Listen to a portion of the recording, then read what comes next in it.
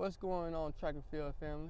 Today we have our second guest on the show today, Mr. Jonathan Gore. Mr. Gore, how you doing? I'm doing good. Doing good. So today we're gonna ask you a few questions and we're gonna get your reactions to them. So the first question is, who are you? So my name is Jonathan Gore. I am from Fayetteville, West Virginia. I moved down here last year to train with you, and I'm a two-time Paralympian. Okay. So how is your experience in track and field so far in your Paralympic career? Because I know personally you ran able body, so I want to touch on that a little bit too. So first I want to ask you, how's your Paralympic experiences been since you've been in it since, I want to say 2019, right? 2021. 2021. So I know you say you got your leg in 2019. Yeah. Okay. So since 2021, how's your Paralympic experience been?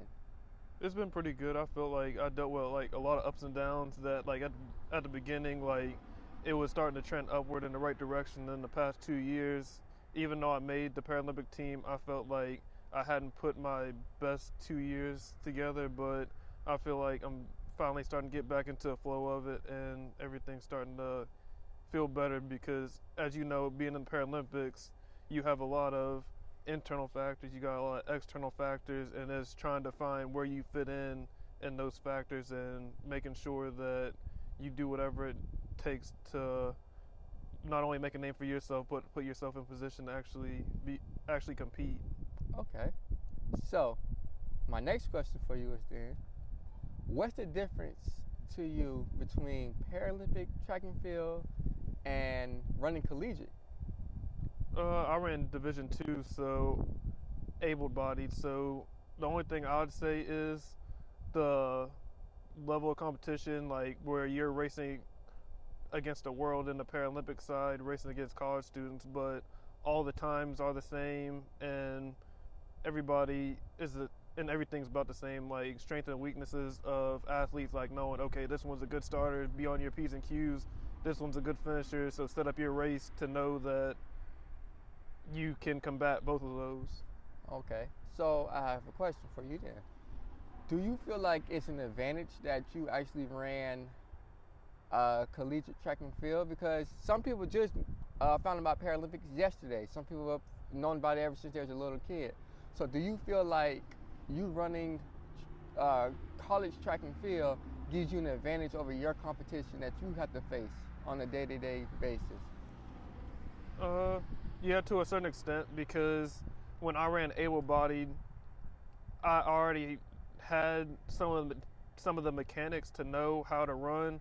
Where you have some people with blades might not have the same type of running mechanics that I would have be running able-bodied. So it was easier for me to get into the flow of running again than having to learn the blade, learn how to balance on it, and different things like that.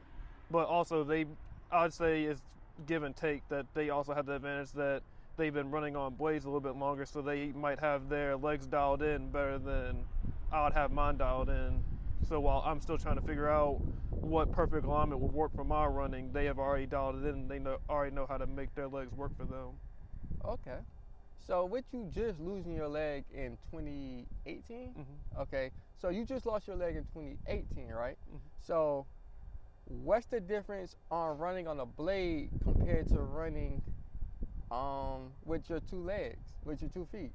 I feel like the biggest thing for me is I was a 200-meter runner and a long jumper in college, and Right. the thing that I learned about my blade is that at times I wish it would have been my right leg, because I'd be able to maneuver curves a little bit better, because as you know, like seeing me practice, like the surface area of the blade is a lot skinnier than what our natural foot would be. So Right. at times it's like sometimes the angles that I want, Mm-hmm.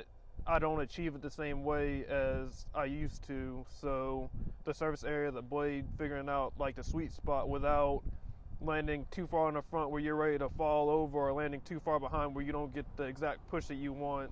Those are the two like major differences. Okay. So following that up with you, So with outside of the blade being that way and setting it up, do you feel like you have an advantage over someone in a sense of your personal alignment? When it comes to alignments, you know, a lot of people don't understand alignment means your specific feel. Alignment is made for different people. It's not just for one person. Not one fits all. It's not like a shoe, like one fits all type thing. So in your alignment, what do you feel like? Well, I'm not going to give your secrets away, but in your alignment, how do you feel about your alignment and how it's moving forward?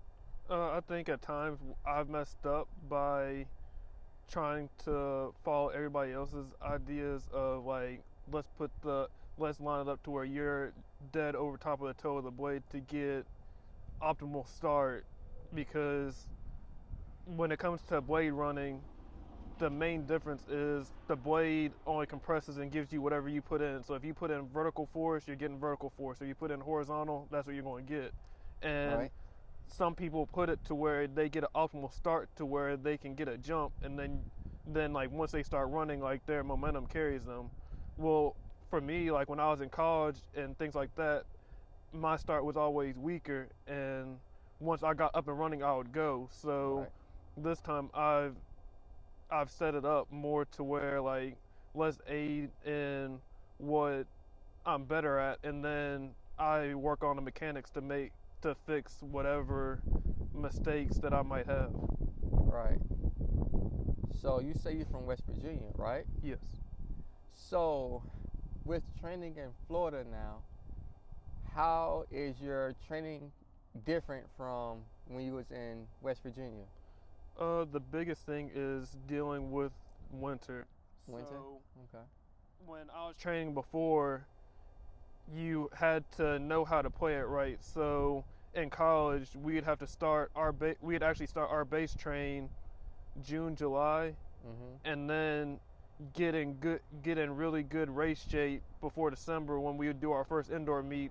Then when winter hits and the temperatures are really cold, and then you have to deal with ice and snow, and you don't know when you're going to get outside, you work on mechanics and stuff then, and then when you go outdoor, then the indoor meets are where you train, and then once you get outdoor, then you make sure you have all your cardio and stuff right, and then you put your feet down and go.